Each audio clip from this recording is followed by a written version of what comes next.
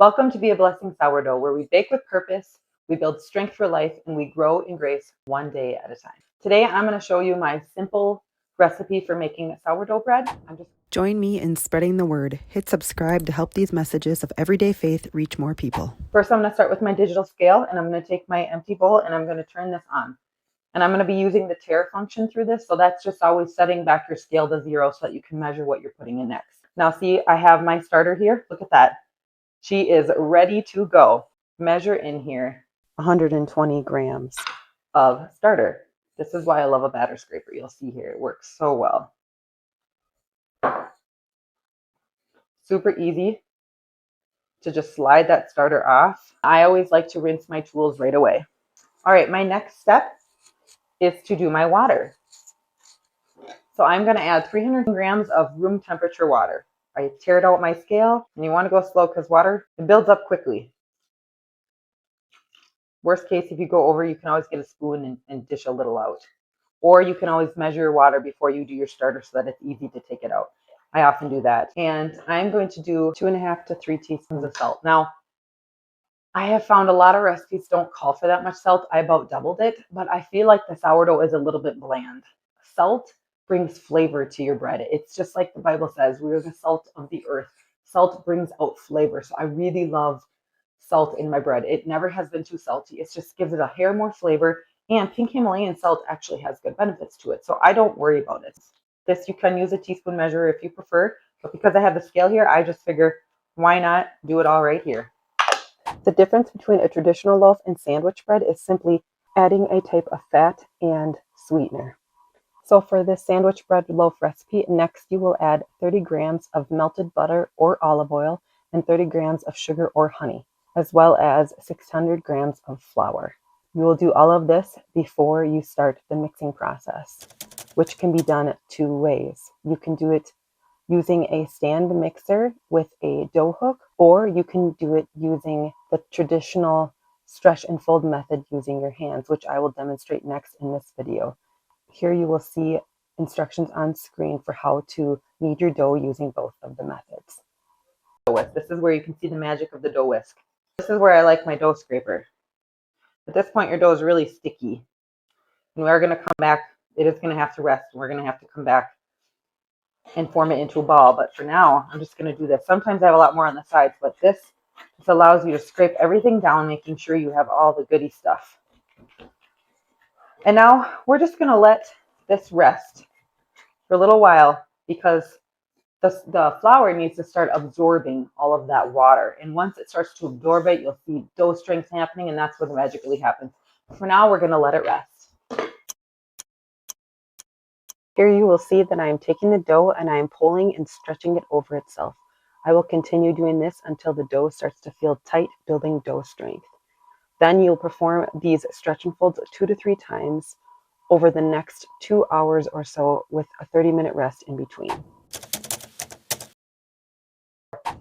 So to start, we are going to take this dough and we're going to dump it out onto the kitchen table using a dough scraper. So I really like this because you'll find if you tip this upside down, not a lot is going to happen. It has built dough strength, which is what you want, but you can see it's not going to release very easily from the bowl.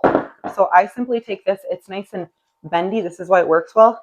And with that rounded edge, I just go around the edge of the bowl and I just push down, getting all the dough. And this just kind of releases it. So now I got a nice big air bubble there. As I tip this upside down, kind of, scrape and pull, scrape and pull. It's okay that the dough is deflating. Don't worry about it. And I'm able to get that free. And then these work great, easier than a spatula. That's why I like a dough scraper. And that. So now, take your bread pan. A trick that you can actually use is when you have the piece of paper that the butter is in, it has residual butter in it. You can actually take that butter paper and wipe it all around if it's got enough butter. That's actually what I did here, and it's plenty buttered. Otherwise, just feel free to use anything else. I don't like to use baking oil sprays because those are generally bad oils, and if we're trying to be healthier, we want to get away from those inflamed oils. So I just generally will take a little butter on my finger and spread it all the way through here. So then you have this long rectangle. We're going to kind of want to take this bread and make it, this dough, I should say, what will be bread, and make it into that shape. So I kind of do this. And to be honest, I'm sure there's way better ways of doing this, much more scientific and fancy, but this is what I do and it works. So I just kind of take it to about the same length as a rectangle, and I just fold this over, kind of end up rolling it in the log and then tucking under those ends. Nothing, honestly, nothing too fancy. If you want it a little tighter, you can do this and do it one more time. Now, all tighter does is it just builds a bigger dough strength when it rises. So if my dough feels really kind of floppy that way, I shaped it once. I'm just going to kind of push it down, and I'm just going to sort of fold it in half one more time here. Now it's a little bit of a tighter surface on that dough, which is good. Tuck in those ends again. And now I'm just going to simply transfer it into here. Pick it up, transfer. Now I don't use any type of parchment paper or dough sling when it comes to this loaf because it actually slides right out with these non-stick pans here. It works really well. So then all I'm doing, see it's in there, and I'm just going to kind of press it down a little bit. Not too much. You don't want to completely deflate all the bubbles in your dough, but don't worry too much about it. It is still got energy to rise, and that is what we're going to do. We are going to do our second rise after this. So that is what mine looks like.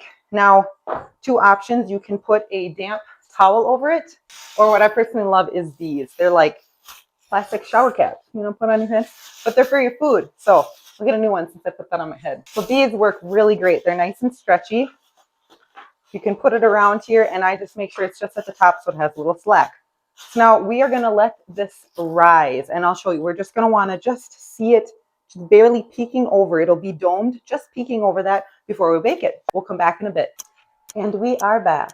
For me, I wanted to speed this up because it's getting a little later in my day. It's very cold in my house in the winter. So what I do is I have a trick. I was able to get this to rise in just about an hour and a half. And I do that by, I just preheat my oven to max 100 degrees and stick this in the warm oven. So heat will make your bread rise faster. And because I didn't have all day hoping that it would rise with how chilly it is, I did that and it sped it up. And this is my result after about an hour and a half. I have this beautiful, you see, it's just starting to peak over. So I just preheated my oven now. What we're going to do for this is we're going to preheat to 375 degrees. And when it hits that, we're actually going to reduce it down to 350. The reason we do this is it gets the oven nice and hot so that when we put our loaf in, it gets a really good oven spring, meaning this gets a really good, it just poofs up, gets nice and raised before the crust gets hard. So the way that sourdough works is that once that crust begins to actually cook, your bread's not going to rise anymore. So we want to get it hot so that the yeast in it activates quickly to rise up tall, and then the crust will harden over. Welcome back. Well, my loaf has just come out of the oven, and as you can see from before, it has raised a good inch. A few tips right now. It's a very hard top. That is very normal with sourdough. It will soften as all the moisture from the inside comes out and just softens the crust. I'm going to not be cutting into this for a few hours just to allow that process to happen. I love doing this. I also do it to my dinner rolls. Is I take a stick of butter, and I generally just have one that I keep in my fridge just for this alone.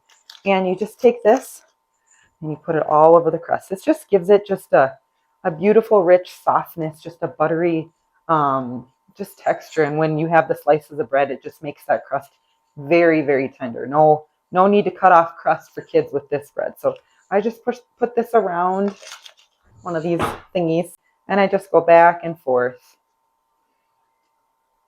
just coating the whole tops of my bread. So I'm going to take this out for you so you can see the full finished product. So I'm just going to simply put it on the side here, let it gently lift out. Look at that.